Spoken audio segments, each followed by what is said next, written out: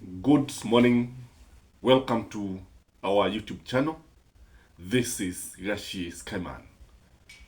Already the police at the CBD, for fear of maybe Gen Z coming back into the street, like it happened yesterday, and very early in the morning they were there.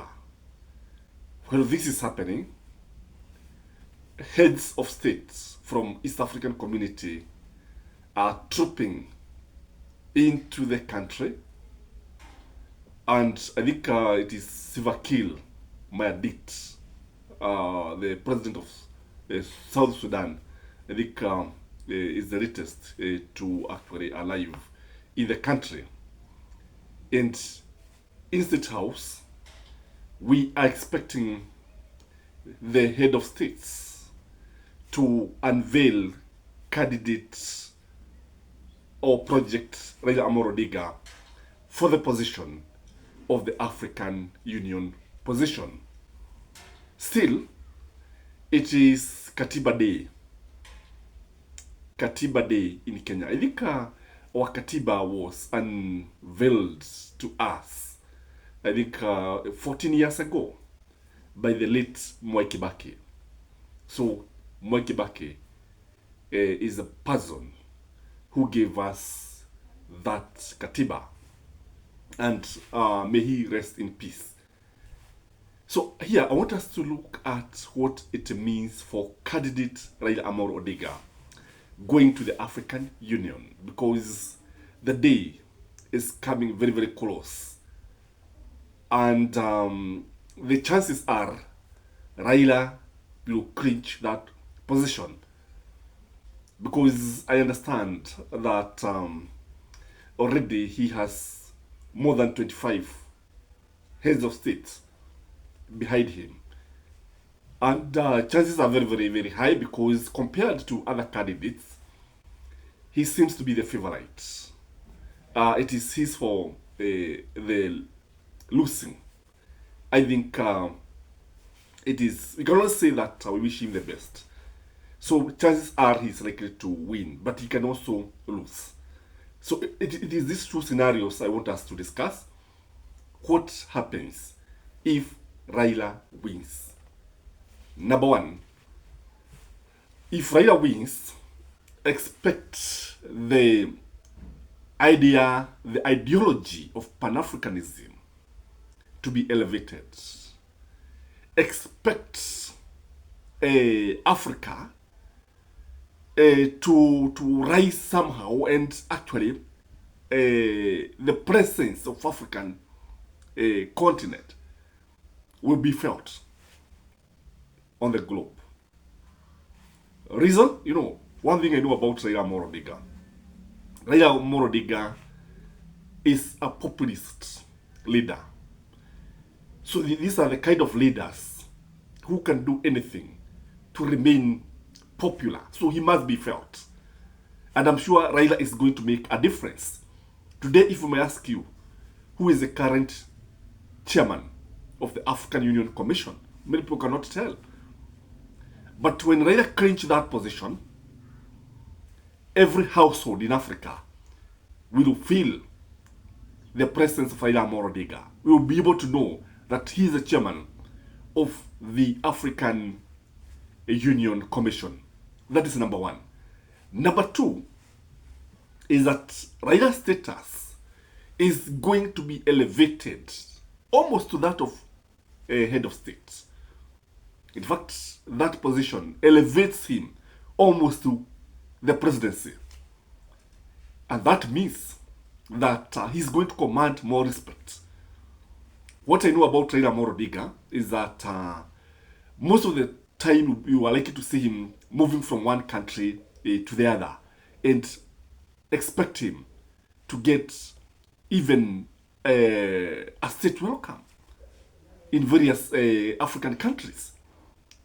Number three is that if Raila Amolo Odinga is going to win, there is likely to be a lot of celebration in this country. A lot of celebration. For almost 4 times, Raila has narrowly lost the presidency. He has contested the presidency, but in 2007, it was snatched from his mouth. 2013, he was rigged out. 2017, he was rigged out. 2022, he was rigged out. So if he wins now, it will be a consolation. And we are likely to see a lot of celebration. But this one is likely to come from the Luo Nyanza, where he has a fanatical following. I'm not saying that his win will not be felt in many other parts of the country. It will be felt. But what I'm saying is that the celebrations, the hotbed of celebration, the epicenter of celebration will be in Luo Nyanza. Najua Waswahili wanao msemo ambao unaonyesha namna ambavyo mtu anatukuzwa akiwa kwao na watu wao, kwa sababu hivyo ndivyo ambavyo ilivyo. So that is what is likely to happen if he wins. The other thing is that Raila Amolo Odinga is going to completely displace all the other politicians, even William Samoei Ruto. When it comes to the politics of this country, Raila's authority will be felt more than that of William Samoei Ruto. Akina Gachagua watasaulika kabisa. I'm not saying that they will not be felt, but you know, Raila's political shadow will be looming large all over the country. That is what it means if he's going to lose. That is what it means if he's going to win. What if he's going to lose? Because it's still a possibility. Those three. But though we are told to be optimistic, we should also be ready for the worst consequence. Number one, if Raila loses, he will come back home with his head down. I think his ego will be deflated completely. I think he will be mocked by his detractors. If he loses, I think it will be too bad for him and for this country and for his supporters. Number two is that his political candor in the country is going to diminish. His influence will be watered down politically.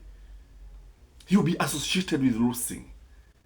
Because when you listen to his detractors, they have always been saying he's a perennial loser. Especially that this one comes during the campaign. And the perception of this is very, very wrong for him. Number three, if he loses, he's likely to be in the ballot to remain relevant. He's likely to come back and contest the 2027 general election, and it will be bad for William Samoei Ruto. But chances of clinching that position still remain slim because of the situation that we are living in. Number three, if he loses, I think William Samoei Ruto also loses. William Samoei Ruto will be blamed. And already there's a school of thought that believe that William Samoei Ruto should not take Raila as a project. Yes, he should campaign for him, but he should not take him like a state project. Because if he fails, he'll be associated with this failure too. The other thing is that if Raila fails, I think the perception again among his peers is that he should retire. And I think most likely he's going to retire. He's going to retire from active politics. And I think the idea of going to the African Union position was actually a way of looking for a soft landing so that he could exit from local politics, which already he has done, and actually go and play the international politics where he does not need to be very, very active, where he does not need to campaign all the time. Letu ni kumtakia kila la heri, kwa sababu Waswahili wanasema mgala muwe na haki mpe. Usiwe na kinyogo na mtu, kwa sababu this is his democratic right to contest for the African Union position. That is my take, ladies and gentlemen. Have a blessed day. Bye.